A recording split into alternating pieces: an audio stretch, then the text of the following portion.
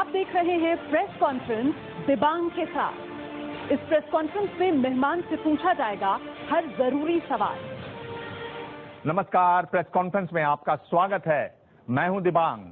Press conference में आज मेरे साथ वरिष्ठ पत्रकारों का पैनल और एक बेहद खास मेहमान कुमार विश्वास। कुमार, अक्सर मैं कुछ लाइनें कहता हूं मेहमानों के बारे में। आप कवि भी हैं, नेता भी हैं।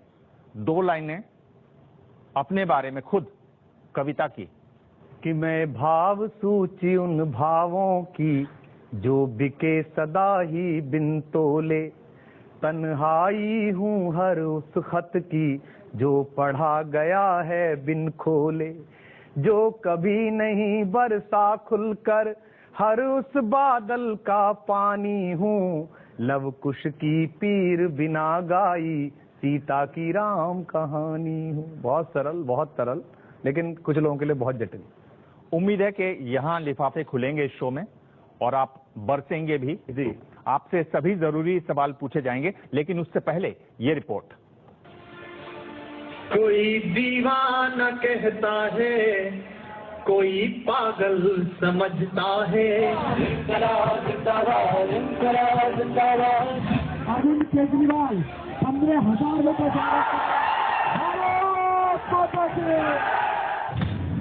कॉलेज में हिंदी पढ़ाने वाले प्रोफेसर, देश दुनिया के मंचों पर कविताओं का पाठ करने वाले कवि, अन्ना के आंदोलन में मंच संभालने वाले आंदोलनकारी, आम आदमी पार्टी का बड़ा और चर्चित चेहरा डॉक्टर कुमार विश्वास। 46 साल के हो चुके कुमार विश्वास का जन्म दिल्ली के पास यूपी के पिलखुआ में हुआ। हिंदी साहित्य की पढ़ाई करने वाले कुमार विश्वास ने शिक्षक के तौर पर करियर की शुरुआत की। बाद में वो हिंदी के कवि बन गए। कुमार विश्वास की कविताओं ने सोशल मीडिया में ऐसा धमाल मचाया जो शायद ही हिंदुस्तान में किसी कवि ने किया हो। कुमार विश्वास को अन्ना के आंदोलन ने नई पहचान दी। अपनी शोहरत के दम पर कुमार विश्वास ने राजनीति में एंट्री ली, लेकिन कुमार विश्वास को बड़ा झटका लोकसभा चुनाव में लगा जब वो अमेठी में राहुल गांधी के खिलाफ हार गए। फिलहाल कुमार विश्वास की कविता और राजनीति दोनों साथ साथ चल रही हैं। हम इसी आशा में जीते हैं, वतन आवाज देगा। वतन तो आवाज देगा, पर कुमार देखिए कि जिस तरह की बात आजकल चल रही है, बीजेपी जो बात कर रही है राष्ट्रवाद की, आप उस राष्ट्रवाद के खिलाफ हैं कि उसके साथ हैं? मैं फर्जी राष्ट्रवाद के खिलाफ हूँ। हमारे भारतीय जनता पार्टी और दक्षिण पंथ की तरफ जो मित्र हैं, उनमें 90% के बारे में मैं ये कह सकता हूँ कि राष्ट्र शब्द कहाँ से आया ये उन्हें पता नहीं होगा। उन्हें ऋग्वेद का वो सूक्त पता नहीं होगा जब वाक सूत्र में पहली बार राष्ट्र का इस्तेमाल किया गया है। दरअसल ये एक कोशिश है, जैसे 90 के दशक में कोशिश की कि पूरे देश को हिंदुत्व विरोधी बताया गया, जबकि सनातन परंपराओं का उन्हें पता नहीं है। हिंदू तो शब्द ही आक्रांताओं का दिया हुआ है। हम तो सनातन परंपरा के लोग हैं, आद्य शंकराचार्य द्वारा दीक्षित धर्म से आए हुए लोग हैं। ऐसे ही जब वो धर्म में फेल हो गए, वो गाय लेकर गए थे बिहार में, तो उसने गोबर कर दिया। अब उन्हें लगा कैसे करें, तो वो एक नया नेशनलिज्म लेके आए हैं और वो एक विश्वविद्यालय में चंद लफंगों द्वारा की गई एक हरकत को ठीक से डील न कर पाने की अपनी नाकामी को राष्ट्रवाद में छुपाना चाह रहे हैं। तो मेरा राष्ट्र धर्म के फर्जी पुरोधाओं से सदा लड़ाई होती है। और दिबांग जी देखिए, मेरे से उनके भयभीत होने का एक कारण है। पिछले 90 वर्ष में वो गांधी से डरे, इतने ज्यादा डरे कि उन्हें आगे तक जाना पड़ा। किस लिए जाना पड़ा? क्योंकि गांधी उसी अखाड़े में खेलते थे जिसके वो खुद को मास्टर कहते थे। गांधी स्वदेशी की बात करते थे, गांधी आयुर्वेद की बात करते थे, गांधी रघुपति राघव राजा राम गाते थे, वैष्णव जन तो तेणे कहिए गाते थे, गांधी गीता पढ़ते थे, गांधी सात्विक जीवन देते थे, ब्रह्मचर्य की बात करते थे। उन्हें लगता है इसे कैसे डील करें। तो मुझसे बात करने में उनकी समस्या ये है कि जहां वो कहते हैं कि हमारे वेदों में लिखा है, वहां से मैं वेदों से उल्लेख देता हूं कि हम राष्ट्रीय संगमनी वसुना पहली बार वाक सूत्र में वहां लिखा गया है। तो मैं उनके उस फर्जी राष्ट्रवाद के खिलाफ हूं, जो फर्जी राष्ट्रवाद अमर हुतात्मा श्यामा प्रसाद मुखर्जी के सपनों को कश्मीर में बेचता है। एक ध्वज एक निशान की बात करने वाले महनीय राष्ट्रवाद के बड़े प्रवर्तक प्रधानमंत्री जी वहां 2 ध्वज के बीच में बैठकर शपथ ग्रहण समारोह देखते हैं। जो पीडीपी ये कहता है अपने घोषणा पत्र में कि पाकिस्तान और भारत दोनों की मुद्राएं चलनी चाहिए कश्मीर में, उस पीडीपी वाली बुआ जी के चरणों में साष्टांग दंडवत किए हुए पड़े राम माधव जी से लेकर सारे धुरंधर राष्ट्रवाद के कि एक बार मान जाओ, बस सरकार बना लो। तो मैं चूंकि सच्चा राष्ट्रवादी हूं, इसलिए मैं फर्जी राष्ट्रवाद से चिढ़ता हूं और उसके खिलाफ टिप्पणी करता हूं और उन्हें परेशानी होती है।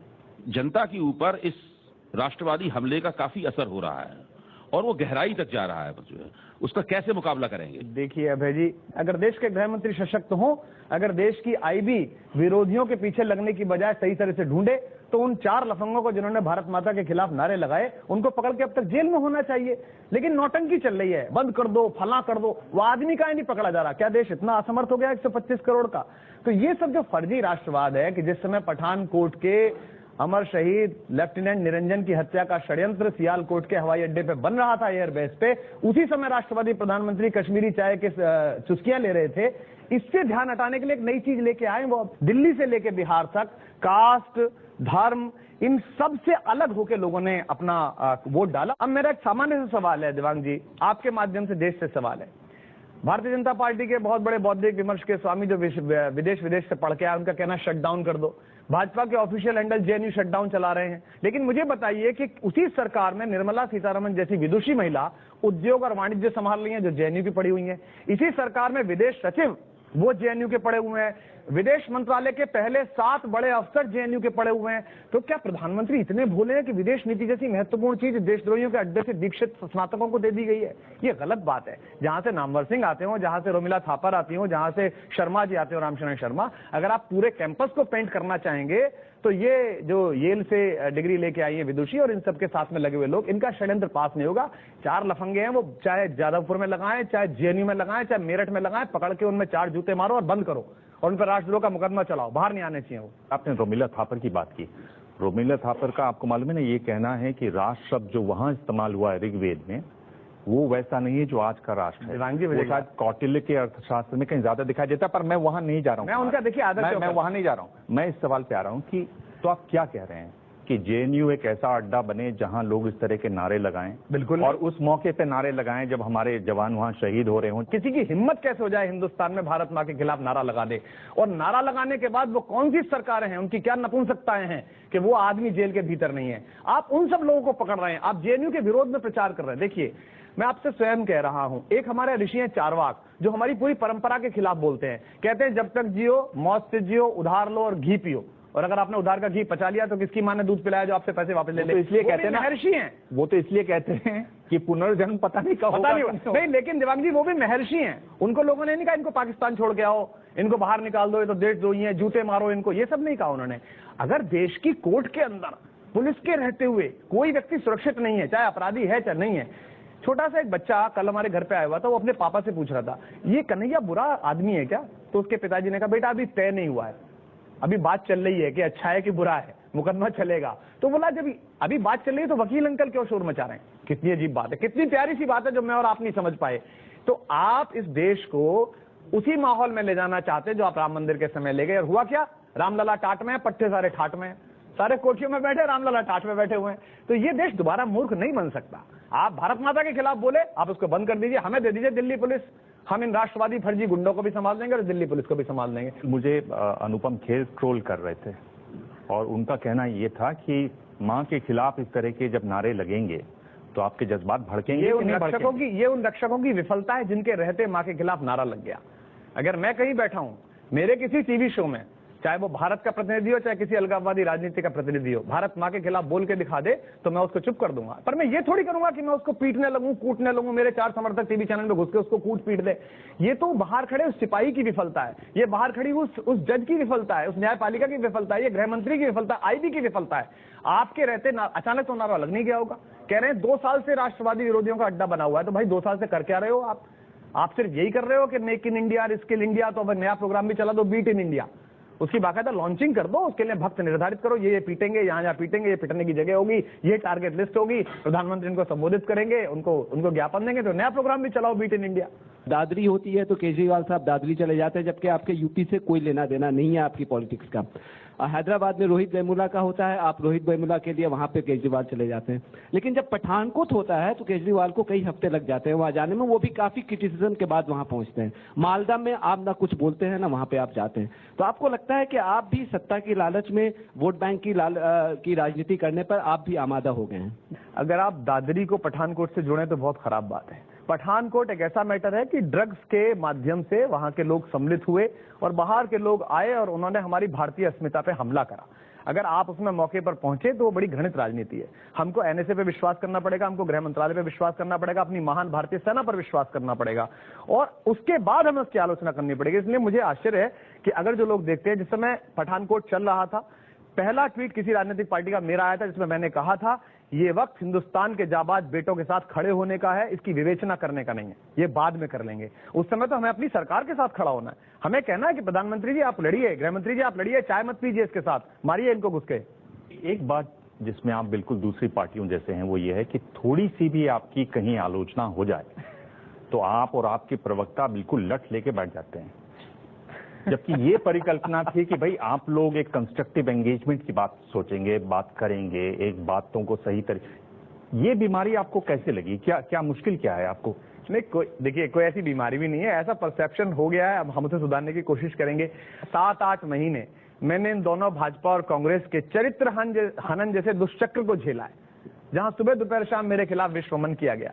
जिन लोगों ने इतने बड़े प्रोग्राम चलाए थे, विश्वास लीला, कुमार कांड, क्या वो पत्रकारिता के नाम पर कलंक नहीं है कि जिस समय दिल्ली पुलिस अपनी पूरी योजना के बाद भी सिद्ध करने में कामयाब नहीं रही, उन्होंने कहा साहब ये तो झूठा केस था।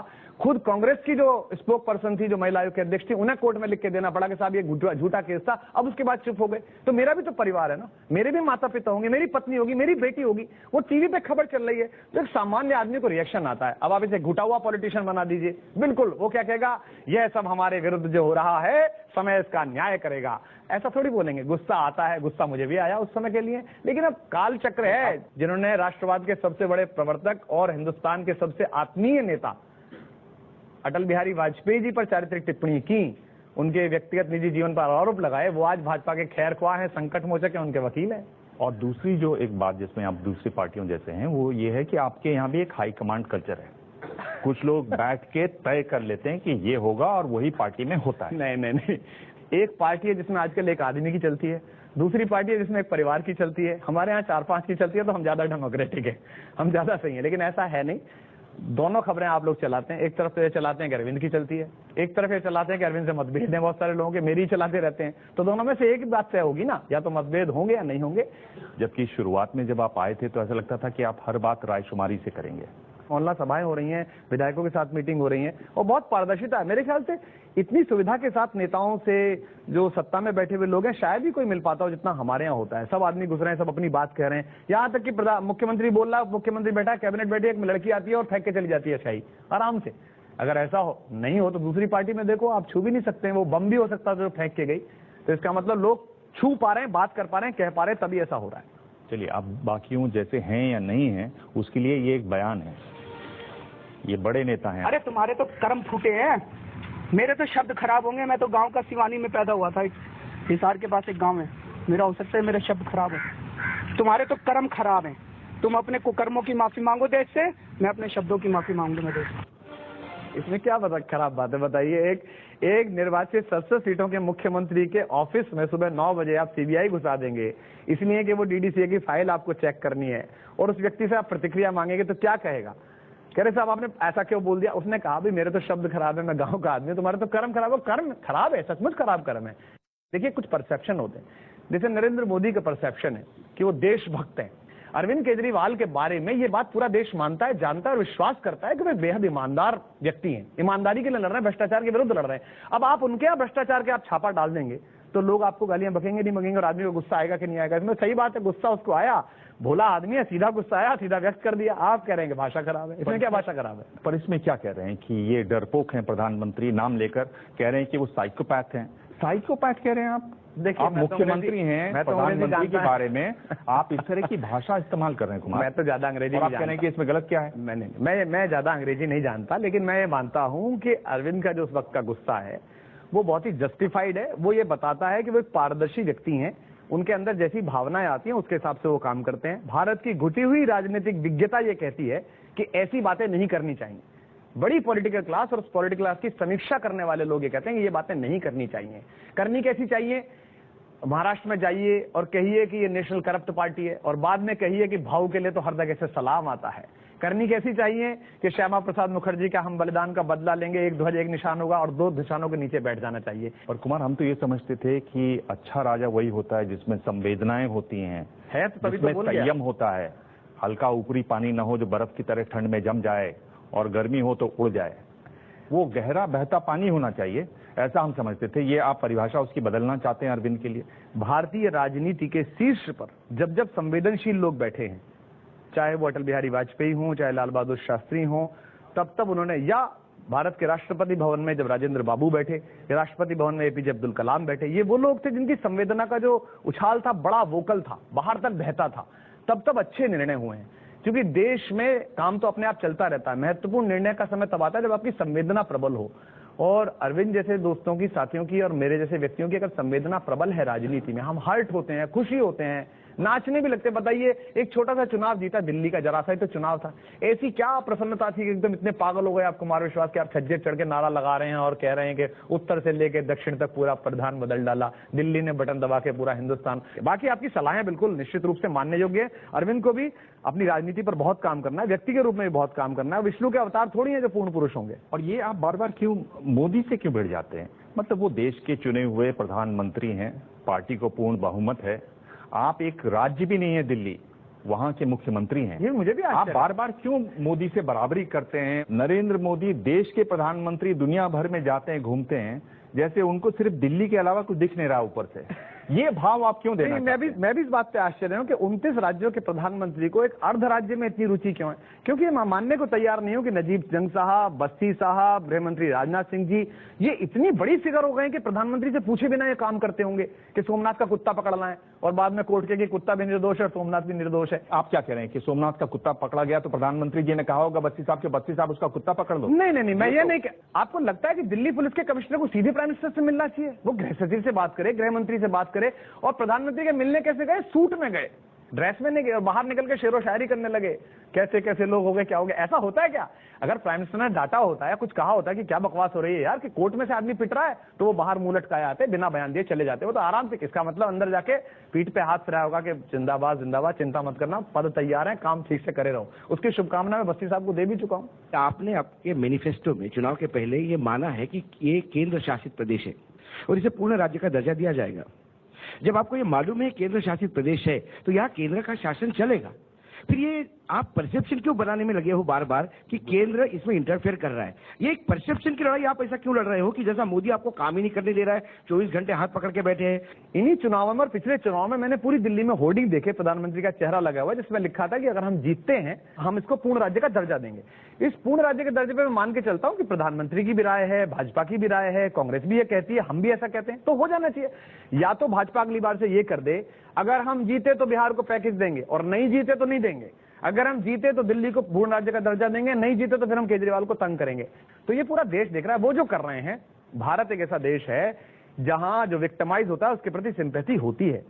प्रधानमंत्री के भी जो भी सलाहकार हों, मेरे से तो सलाह लेते नहीं है, पुराने मित्र हैं, शुभचिंतक है, प्रशंसक हैं, शायद टीवी देख रहे हो, काफी शौक है उन्हें टीवी देखने का, तो उनको सलाह यह है कि जलालुद्दीन अकबर ने हिंदुस्तान पे राज्य 52 साल इसीलिए किया कि उसके चारों तरफ नवरत्न थे।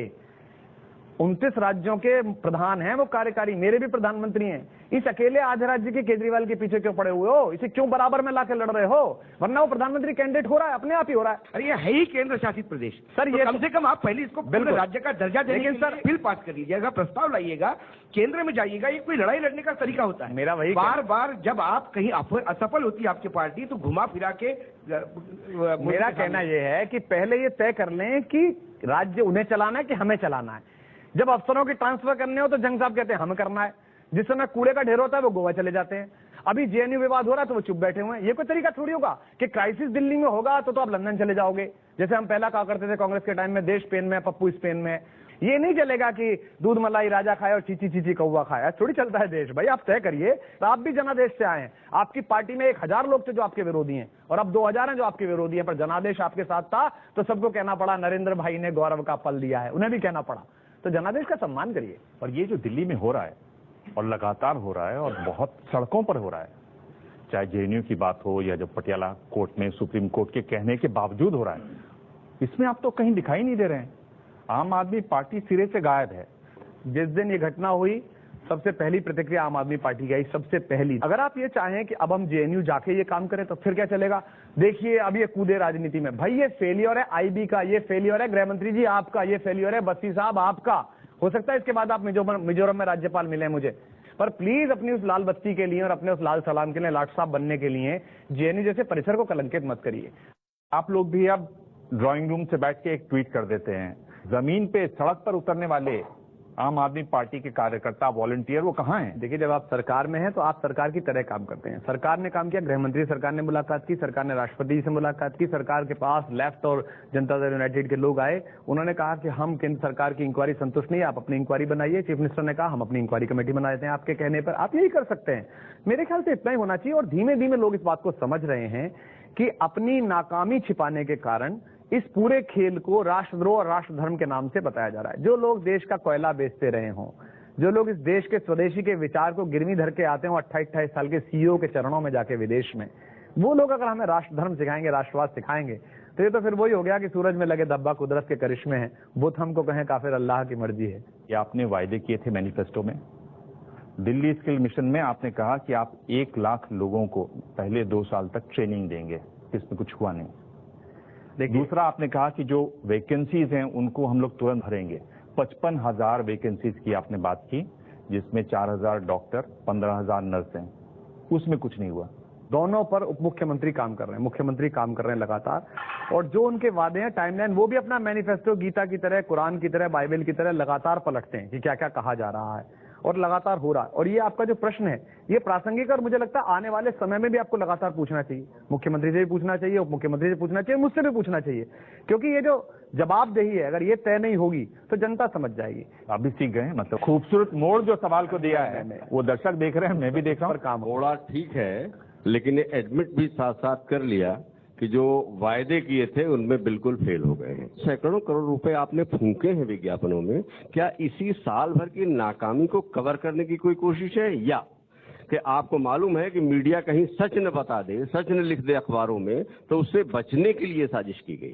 हमारे बारे में एक अफवाह तंत्र बड़ा प्रासंगिक रहता है। 550 करोड़ खर्च कर दिए, चलने लगा। बाद में साल के बाद पता चला कि 40 करोड़ टोटल सारे विभागों ने मिलकर खर्च किए। अपनी बात जनता तक पहुंचाने के लिए तो आपको विज्ञापन में बताना पड़ेगा ना। फ्लाईओवर में आपने 100 करोड़ बचाए, दूसरे फ्लाईओवर में 128 करोड़ बचाए, आपने 3 महीने पहले कर दिया, आपने मोहल्ला क्लिनिक खोले, आपने बिजली पानी का वायदा पूरा करा, आपने मोहल्ला सभाएं करके स्वराज बजट पहली बार प्रस्तुत किया, आपने शिक्षा का बजट 104 गुना किया। एपीजे अब्दुल कलाम प्रशंसा करके गए, भारत में आज तक नहीं हुआ। तो आपको ये बात कहनी तो पड़ेगी, तो अखबार में कहनी पड़ी, विज्ञापन में कहनी पड़ी, और मुझे लगता है ये जायज है, करना चाहिए, ज्यादा करना चाहिए, बल्कि और करना चाहिए। एक और बयान है, ये आपके नेता के बारे में, ये सुन लेते। दिल्ली हमारी कैपिटल है, राजधानी है, उसके चीफ मिनिस्टर हो आप। जब इतने आएंगे आपके foreign visitors and all, at least please put on a coat and please take off your muffler and please put on shoes. इतने महंगे नहीं है जूते, और हम सबको कह देंगे कि हम आम आदमी हो, पर देश के लिए आपको ड्रेस करना पड़ेगा।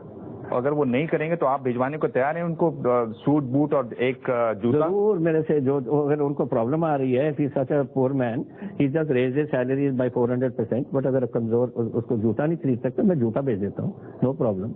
आई can send him a coat, I can send him whatever he wants, मुझे बता दे, मैं भेज देता हूँ।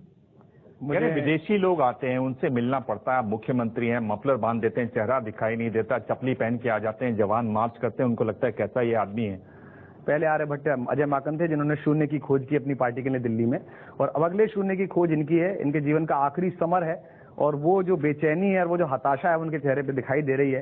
दिव्यांग जी, बड़े शर्म की और मतलब सोच की बात है कि जिस देश में बचपन में कहानियां लाल बहादुर शास्त्री की ये चली कि वो नदी पार करके पढ़ने जाते थे, जिस देश में सामान्य जीवन जीना और साधारण रहना गर्व का प्रतीक बनाया जाता था, वहां ये भाषा कांग्रेस के लोग बोलते हैं। इसमें कोई खराब बात नहीं है। शेर है गालिब का बड़ा मशहूर कि मुझे यहाँ लिबास की कीमत है आदमी की नहीं, मुझे गिलास बड़े दे शराब कम कर दे। ये वो लोग हैं जिनका कंटेंट खराब है, जो अपने कपड़े से छिपाना चाहते हैं। विवेकानंद से किसी ने ये कहा था कि आप जेंटलमैन वाली ड्रेस पहन के आइए, उन्होंने कहा मैं उस देश से आया हूं जहां कपड़े से जेंटलमैन नहीं बनता, चरित्र से जेंटलमैन बनता है।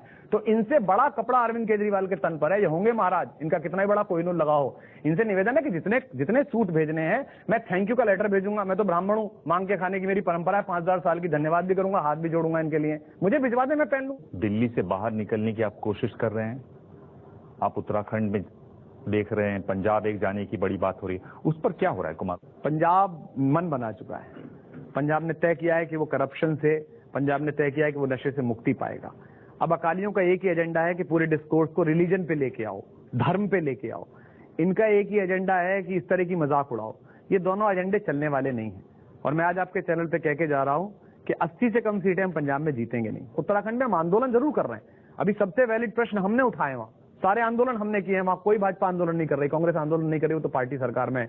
लेकिन वहां चुनाव लड़ेंगे या नहीं लड़ेंगे ये पार्टी तय करेगी, मिलकर एक साथ तय करेगी, और वहां के कार्यकर्ताओं का उत्साह और बूथ प्रबंधन तय करेगा। अरविंद केजरीवाल जिनके पास कोई यहाँ विभाग नहीं है, उनको इस्तीफा देकर पंजाब नहीं जाना चाहिए, वहां परचम नहीं लहराना चाहिए आम आदमी पार्टी का। पहली बात तो अरविंद स्वयं स्पष्ट कर चुके हैं, 5 साल केजरीवाल का नारा लगाकर हम दिल्ली में आए हैं, हमको दिल्ली में रहना चाहिए। दूसरा, भारत पर मर मिटने के लिए जितने आधिकारिक फांसियां हुई हैं उनमें सबसे बड़ा प्रतिशत सिख माओं की कोख का है। ये कह के आप उस पूरे प्रदेश को ये कहना चाहते हैं कि आपके पास व्यक्ति नहीं, उनके पास एक से एक बड़े हीरे पड़े हुए, एक से एक बड़े नायक हैं। आज जो वो नवल नायक सड़क पर निकले हैं, जो मुक्तसर में उन्होंने लाखों की रैली की है और इन दोनों पार्टियों को आईना दिखाया है, उन सब योद्धाओं में हमारा पूर्ण विश्वास है। और अरविंद दिल्ली में ही रहेंगे, वे हमारे राष्ट्रीय संयोजक हैं, हमारे सर्वमान्य नेता हैं, और पंजाब अपनी विजय सुनिश्चित करेगा और अपनी सरकार चलाएगा। तो कुल मिलाकर वहां जो तैयारी चल रही है उसमें आपने कवि का रूप भी अपना वहां पे दिखाने का तय किया है, पंजाबी में कविता सुनाएंगे? पंजाब वो जोड़ दिया है मैंने, इन दिनों गीत लिखा था भगत सिंह पे, तो लोगों ने सोचा कि पता नहीं क्यों लिख लिया, वो काफी पॉपुलर हो गया है शोज में। हाँ। लोगों को ऐसा लगता है, लेकिन नहीं, वो ऑल टाइम फेवरेट हीरो हैं हमारे। 2 लाइनें जी। सरदार किशन दा पूत, राजमाता विद्या दा जाया, धन्य भाग खटकण कला तो, उनका जो गांव है, धन्य भाग खटकण कला तो जग में प्रकाश को आया। झेलम दियां लहरां बोल उठी, झेलम दियां लहरां बोल उठी, गजलां दियां बहरां बोल उठी, पिंडां विच जगी पुकारा जद खुद शहरां शहरां बोल उठी। सोए मुल्क विच बलिदाना दा, सोए मुल्क विच बलिदाना दा, शुरू किया जगराता। ओए वीर भगत सिंह वे, तेरे नाल जुड़ गया नाता। एक पूरा लंबा गीत लिखा है। चलिए, ये बयान है और ये आप ही का है। तो अगर वो सोचते हैं कि हमला करके, वहां उपद्रव करके वो अमेठी की चुनौती से बच जाएंगे, तो शायद वो गलतफहमी में है। अगर वहां कुछ भी होगा, नहीं, अगर कुछ भी होगा तो भी हम वहां जाने से वाले हैं नहीं। अब वहां से लौटने का तो एक ही तरीका है कि वो हमें जीवित ना लौटाए, तो हम लौट सकते हैं, तो परिवार वाले ले जाएंगे, अन्यथा जब तक जीवित हैं अमेठी से चुनाव लड़ेंगे। क्या फिर से चुनाव लड़ने की इच्छा है उत्तर प्रदेश से, और आप ये चाहेंगे कि पार्टी वहां पर चुनाव लड़े, तो आपका चेहरा सामने करके उत्तर प्रदेश का चुनाव लड़े? जब मैं संगठन में आया तो मैंने तय कर लिया कि मैं कप्तान के अनुसार चलूंगा। मुझसे कहा गया कि अमेठी आप जाइए, क्योंकि उस समय परसेप्शन बैटल था, कांग्रेस बिना मांगे समर्थन दे रही थी, पूरी दिल्ली में, पूरे देश में परसेप्शन था कि हम कांग्रेस के साथ हैं, और ये हुआ कि आपको राहुल गांधी और सोनिया गांधी के खिलाफ लड़ना पड़ेगा। मुझसे कहा गया कि आप जाइए, चुनाव लड़ना मेरी इच्छा में तब भी नहीं था, पर मैं गया, पूरी शक्ति के साथ लड़ा और शक्ति के साथ ही हारा। ठीक से मेहनत की, लौटा नहीं। आपकी इच्छा क्या उत्तर प्रदेश जाने की है कि नहीं? अमेठी बुला रहा है कि नहीं बुला रहा है? अमेठी ने मुझे रिजेक्ट किया, इसको स्वीकार करने में क्या दिक्कत है? एक राष्ट्रवादी मुझसे पूछ रहे थे कि आप हारे, अरे भाई 2 बार जमानत तो अटल बिहारी वाजपेयी जी की भी जब्त हुई, भाई मथुरा में जब्त हुई और लखनऊ में जब्त हुई। कुमार विश्वास ने अमेठी के लोगों को धोखा दिया। नहीं, ऐसा नहीं है, ऐसा आप कह रहे हैं। कहा कि मैं आपके साथ रहूंगा और छोड़ के चले आए। मैंने कहा मैं हारूं या जीतूं, ना मैं हारा ना मैं जीता, आप इसे शाब्दिक जाल माने, ये सत्य है। मैं रिजेक्टेड था, डिजेक्टेड था। क्या जो रिजेक्टेड होता है वो हारता नहीं है? नहीं, हारे तो सब हारे, तो 16 लोग 19 लोग हारे ना उसमें। मैं हारा। और आप अमेठी को छोड़कर चले आए? छोड़ के नहीं आया, अमेठी बहुत प्यारे लोग हैं, बड़े अच्छे लोग हैं, मन के अच्छे लोग हैं, देखो राजनीतिक षड्यंत्र के शिकार हैं, उन्हें बड़े योजना पूर्वक पिछड़ा बनाया गया है उनके। मैंने भी उनको छोड़ दिया है। नहीं, मैंने नहीं छोड़ा, आप तो उनको संभाल लिया है। उनको तो मां नहीं मिल गई है स्मृति जी, वो कह रही मैं वहीं जाऊंगी, लगातार जाती है। केंद्रीय मंत्री कुछ भी पैसा दे सकती है, जो चाहती है करती है। वो येल से पढ़ के आई है, इतनी विदुषी है, इतनी डिग्रियां, मैं कहाँ बेपढ़ा लिखा आदमी, कुल PhD हूँ। आपने हाल ही में अपना जन्मदिन बनाया, और इतना बनाया कि शहर भर में एक तरीके से चर्चा हो गई। और आप भी बिल्कुल उन श्रेणी में लोगों में आ गए हैं जो अपने बर्थडे बनाते हैं तो शहर भर में, देश भर में चर्चा होती है, न्यूज चैनल्स पे खबर चल जाती है। ये शौक आपको कैसे हुआ? मैं आपको सूचना दूं कि मैं उत्सव धर्मी व्यक्ति हूं। इस आंदोलन से पहले भी मेरे घर पर साल में 4 या 5 बड़ी पार्टी होती थी, लेकिन चूंकि इस साल सरकार जीत गई, पिछले साल भी हुआ था मेरे घर पर, लेकिन 67 विधायक आए, पार्टी के नेता आए, कुछ और बहुत सारे लोग आए, छोटा सा घर था, उसमें संभाला नहीं गया, तो सोचा इस बार एक थोड़ी जगह ले लो, तो 25,000 रुपए के किराए पे एक जगह ले ली कुछ साथियों ने कि यहाँ मना लेंगे, तो आप लोगों के लिए चर्चा का विषय बन गया। बाकी मेरे पैदा होने में मेरी कोई प्रतिभा योग्यता तो है नहीं, वो तो नियति ने तय किया और माता पिता ने तय किया। आपने अपने जन्मदिन की बड़ी भरपूर एक्सप्लेनेशन दी, शब्दों के जाल में तो आपको हराया नहीं जा सकता। मुझे लगता है आपकी राजनीति में फ्लिप फ्लॉप होता है, कभी आप गायब हो जाते हैं, फिर आप प्रकट हो जाते हैं, कुछ डिमांड पूरी हो जाती है तो प्रकट हो जाते हैं। ब्लैकमेलिंग की राजनीति है कि आपके आम आदमी पार्टी के नेता कुछ दिखे ही नहीं उसमें, खासकर अरविंद केजरीवाल जी, इतना गुणगान किया आपने उनका अपने शब्दों में, तो ये क्या राजनीति है ये? हमारे 67 विधायक हैं, 67 में से मेरे ख्याल से 62-63 उसके अंदर थे। अब उसमें अरविंद की अपनी व्यस्तताएं रहती हैं। क्या हम उनको इतना छोटा समझते हैं कि वो किसी के आने ना जाने की वजह से निर्णय करेंगे? और दूसरा यह है कि मेरे को क्या इसमें समझौता करना है, क्या करना है। मैं सबसे ऐसी जगह पर हूं जहां मुझे कुछ नहीं चाहिए, मुझे किसी भी प्रकार की कोई लालच और महत्वाकांक्षा मेरे अंदर है नहीं। बीच में नाराज क्यों हो जाते? किससे नाराज हो जाता हूं? मैंने आज तक कोई ऐसा काम नहीं किया ऐसा लगे मैं नाराज हूं। हाँ, अपनी बात रखना है, खराब बात कैसे है? ये कैसे हो जाए कि हम सब चंदा मामा हो जाएंगे? भारतीय जनता पार्टी में सुब्रमण्यम स्वामी, कांग्रेस में मणिशंकर अय्यर, वही स्थिति कुमार विश्वास की आम आदमी पार्टी में होती जा रही है कि पार्टी ना उन्हें निगल पाती है ना उगल पाती है। और इसलिए एक बड़ा शक्ति प्रदर्शन करके कुमार विश्वास ये बताना चाहते हैं कि उनकी लोकप्रियता समाज में और सारे वर्गों में, सारी पार्टियों में इतनी है, इसलिए आम आदमी पार्टी के नेतृत्व सावधान रहे। क्या ये इरादा था? आम आदमी पार्टी की ताकत मेरे को लेके क्या है? मेरे को लेकर यह है कि जो संकट के समय हो उसमें मैं काम आऊं। मेरे को यह है कि मेरी जो क्षमता है बोलने की, कम्युनिकेशन की, बात कहने की, वो काम आए। मेरे को लेकर यह है कि जो मेरी स्वीकार्यता है दूसरे दलों में, दूसरे लोगों में, व्यक्तियों में, उसका प्रयोग किया जाए। और मैं आपको यहाँ ऑन रिकॉर्ड तो बता नहीं सकता, इस संगठन ने, इस सरकार ने, इन लोगों ने, साथियों ने सब जब ऐसा हुआ तब मेरा प्रयोग किया और मैंने उसको कहा है कि हाँ मुझे बताइए मुझे क्या काम करना है। अब उसमें ओम प्रकाश माथुर का सवाल उठ गया। अब वो अगर आ गए आशीर्वाद देने मिलने तो ये तय हो गया कि मैं यूपी में सीएम कैंडिडेट हो रहा हूं भाजपा का, या मैं यूपी ये कैसी बात है भाई? हमारी मुद्दों से लड़ाई है, व्यक्ति से थोड़ी लड़ाई है। हमारी क्या लड़ाई है नरेंद्र मोदी जी से? हमारी क्या लड़ाई है किसी दूसरे आदमी से? राहुल गांधी से मेरी क्यों लड़ाई होगी? मैं तो ए खुदा हो गया ना, हाथ में खंजर नहीं आंखों में पानी चाहिए। ए खुदा दुश्मन भी मुझको खानदानी चाहिए। मैं राहुल गांधी से किस विषय पर बातचीत करूंगा? ना मैं उनसे लिटरेचर पे कर सकता, ना मैं फिल्मों पे कर सकता, ना किसी काम पे कर सकता, चमचागिरी में कर नहीं सकता। तो लड़ने इसलिए गया कि वो मुद्दा गलत है, डायनेस्टी रूल गलत है, इसलिए लड़ने के लिए गया। अन्ना हजारे के आंदोलन के दौरान मंच पे जो प्रमुख लोग दिखते थे, जो पार्टी में भी आए, 4 नाम लूंगा: अरविंद केजरीवाल, प्रशांत भूषण, कुमार विश्वास और मनीष सिसोदिया। प्रशांत भूषण पार्टी से बाहर हो चुके हैं, अरविंद केजरीवाल मुख्यमंत्री हैं, मनीष सिसोदिया डिप्टी सीएम हैं, कुमार विश्वास कहाँ हैं? मैं मुख्यमंत्री।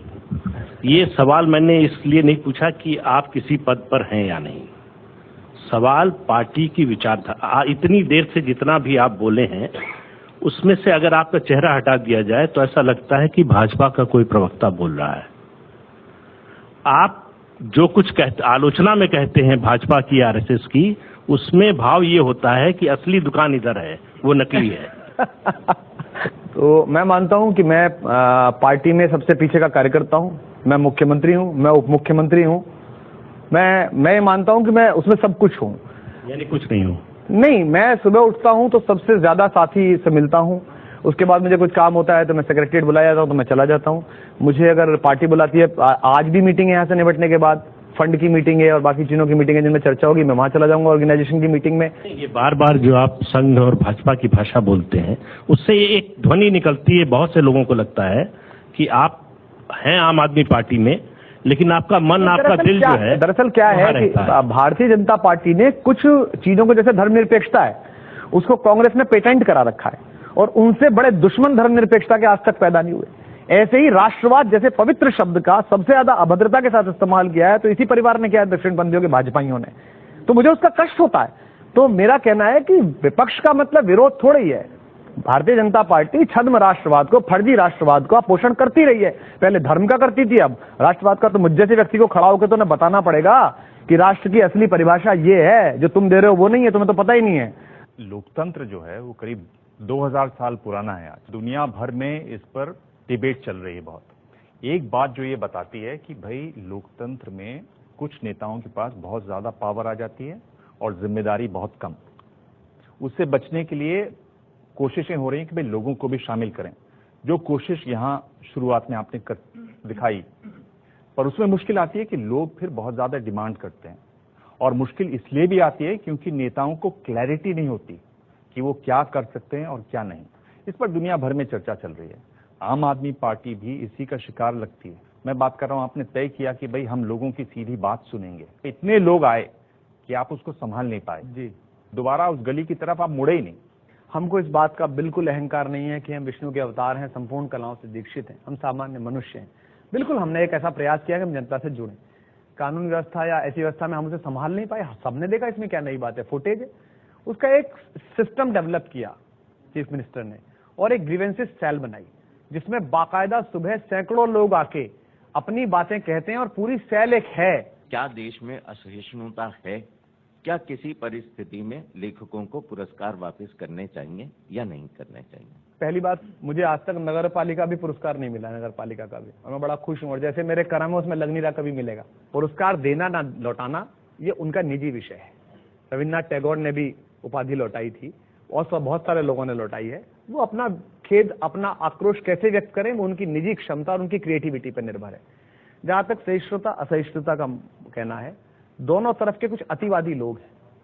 पूरी तरह से देश असहिष्णु नहीं है, लेकिन कम से कम इतना सहिष्णु तो हो कि किसी चैनल पे एक आदमी अपनी पत्नी से हुई बातचीत को सार्वजनिक रूप से कह दे तो आप उसे गद्दार कह देंगे, आप उसके पोस्टर पे जूते मारेंगे, आप कहेंगे तो पाकिस्तान चले जाए। ये ठेकेदार हैं क्या? राष्ट्र की मुख्य धारा में आओ। ये गंगा जी के बीच में खड़े हैं कि तुम यहाँ आओ। इन्होंने बनाया देश, इन्हें पता है।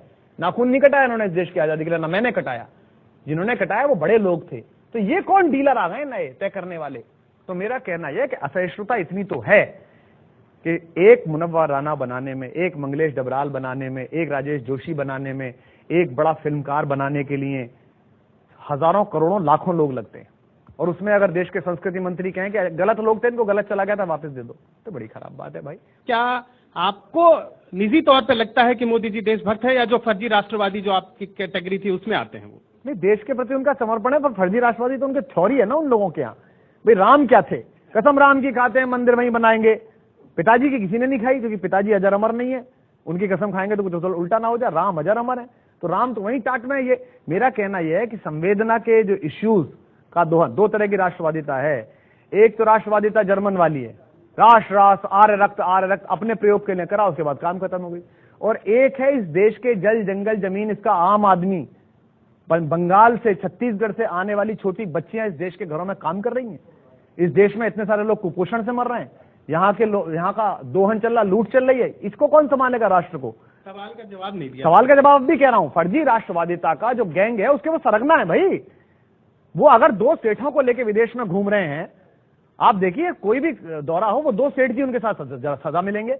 अरे आपको इससे बेहतर था कि आप देश में एपीजे अब्दुल कलाम पर बहुत काम किया। कितने दिन सलाह मांगने के लिए गए आप? वहां 28 साल के लड़के के चरणों में जाके तो गिर गए कि तू भारत में काम कर ले। गले भी मिल लिए, वो मिलना नहीं चाह रहा था, जबरदस्ती खींच लिया, आदमी हटा दिया बीच में। राम ने तो लक्ष्मण से रावण तक के लिए कहा था कि ज्ञानी है, नीतिज्ञ, इसके पास में बैठो, क्योंकि राहत भाई का शेर है, न किसी राहबर न रहगुजर से निकलेगा, हमारे पांव का कांटा हम ही से निकलेगा। इसी गली में वो बूढ़ा फकीर गाता है, तलाश कीजिए खजाना यहीं से निकलेगा। तो जहां भारत है, जहां राष्ट्र है, वहां जाइए ना।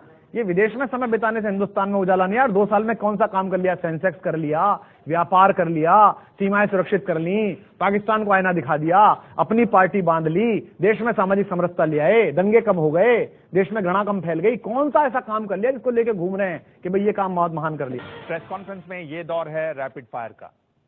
तो कुमार 5 सवाल, हर सवाल के साथ 2 ऑप्शन, और ये भी कि आप चाहें तो कह सकते हैं कि पास, इस सवाल का जवाब मुझे नहीं देना, कोशिश करता हूं। और 5 में से 3 जवाब दें तो ये इनाम आपके लिए एबीपी न्यूज की तरफ से। शुरू करें।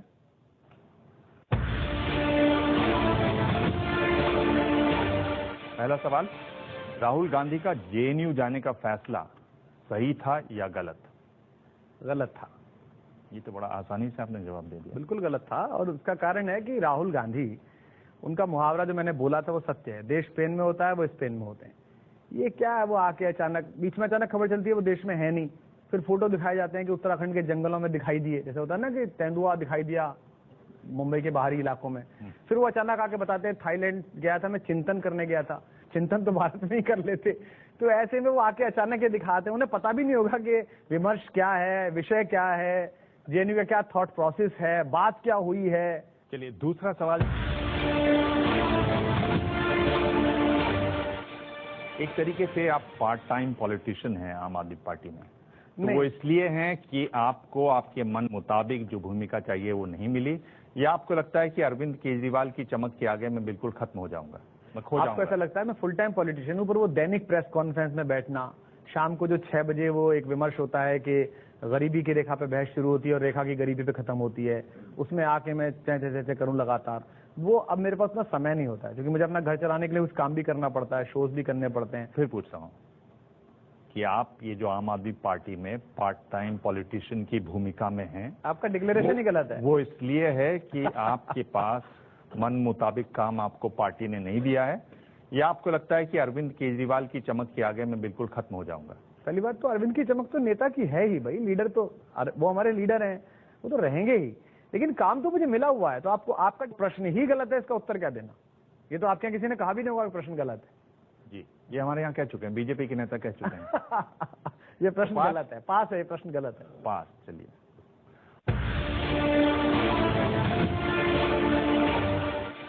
आम आदमी पार्टी में नंबर 2 कौन है, मनीष सिसोदिया या संजय सिंह? मेरे ख्याल से हमारे एक नंबर 1 है जो हमारे लीडर हैं, उसके अलावा सभी नंबर 2 हैं। मनीष सरकार में नंबर 2 की पोजीशन पे है, उप मुख्यमंत्री में है। संजय भी बहुत मेहनती साथी है, अभी पंजाब के काम देख रहे हैं संजय, और बाकी सभी मेरे ख्याल से ऐसी कोई नंबर 2 की पोजीशनिंग का वहाँ झगड़ा नहीं है। जब कभी भी संवाद की बात होती है तो 5, 7, 8 लोगों को कॉल किया जाता है कि यार बैठो बात करनी है, उसमें मनीष भी आते हैं, संजय भी आते हैं, मैं भी जाता हूँ, गोपाल भाई भी आते हैं, तो सभी लोग बैठते हैं। मनीष सिसोदिया या संजय सिंह? निश्चित रूप से मनीष। 3 में से 2 सवालों के जवाब दे दिए। हाँ बिल्कुल, मैं बाकी के भी दूंगा।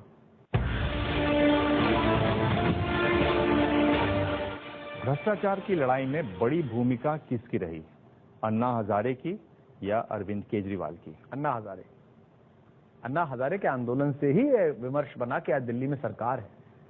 इसमें बिल्कुल गलत है अगर मैं ये कहूं कि अरविंद की प्राइमरी भूमिका थी। अरविंद उस पूरे आंदोलन के स्ट्रेटेजिस्ट थे, उन्होंने बनाया, उन्होंने पहली बार सोचा कि अन्ना को लाया जाए, उन्होंने उसका फ्रेमवर्क बनाया, मंच लगने से लेके कौन बोलेगा इस तक में उनकी सब भूमिका रही। लेकिन उसका फेस, उसके आइकन, उसके प्रेरणा स्रोत जिन्हें देखे हजारों लाखों लोग रोए, जिनको अनशन पर देखकर लोगों के मन में करुणा जागी और भ्रष्टाचार घर घर का विमर्श बना, वो अन्ना की वजह से बना। निश्चित रूप से अन्ना उसके फेस रहे। चलिए, 4 में से 3 जवाब हो गए। एक आपने सवाल गलत पूछा, वरना वो भी मैं बताता।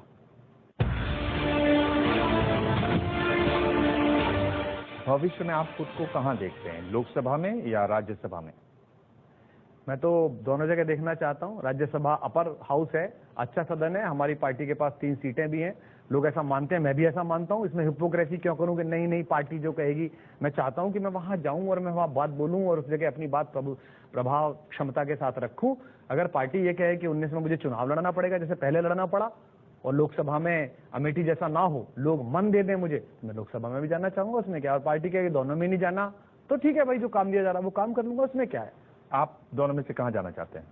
लोकसभा चुनाव तो 19 में आएगा, तो मैं चाहता हूं कि मैं राज्यसभा में जाऊं, मैं अपनी बात कहूं, मेरी पार्टी मुझे वहां भेजे, और मुझे लगता है पार्टी का भी मन होगा। इसमें क्या झूठ बोलना, ये बड़ा हिपोक्रेसी है। नहीं पार्टी विचार, अरे पार्टी तुम खुद ही हो यार, 5-6 आदमी, 10 आदमी, 100 आदमी बैठ के विचार करोगे, खुद ही तय कर लेना ये जाएगा कि ये जाएगा, इसमें क्या दिक्कत है। कोई और चला जाएगा तो भी क्या दिक्कत है। चलिए, तो ये एक तरीके से हेडलाइन बन गई हमारे लिए। क्या आपके लिए तो पूरे में से कुछ भी हेडलाइन बन सकती है कि अन्ना है प्रमुख चेहरे, अरविंद नहीं, ये भी बन सकती है, इसमें क्या दिक्कत है। ये बड़ी हेडलाइन है, जबकि मैंने कहा कि अन्ना प्राइम चेहरे हैं, अरविंद उस पूरे आंदोलन के प्रोडक्ट हैं और उन्हीं पर देश की उम्मीदें हैं। सैटरडे में आप अन्ना वाली चला लो और संडे में फिर आप ये वाली चला लो ना, आपके दोनों की सुविधाएं हैं टीआरपी। चलिए, आपका बेस्ट शो आया है, आपको बधाई कि आपका नंबर 1 शो आया, आप नंबर 1 एंकर हैं, तो अब ये बना रहे शो इसके लिए कि दोनों हेडलाइन बहुत अच्छी है इसके। धन्यवाद। मैं बड़ी विनम्रता से आपके दर्शकों को भी कहना चाहता हूँ, ये जगह जहां मैं बैठा हूँ, यहाँ मेरे ख्याल से मुझ जैसे सामान्य लोग कम बैठते हैं।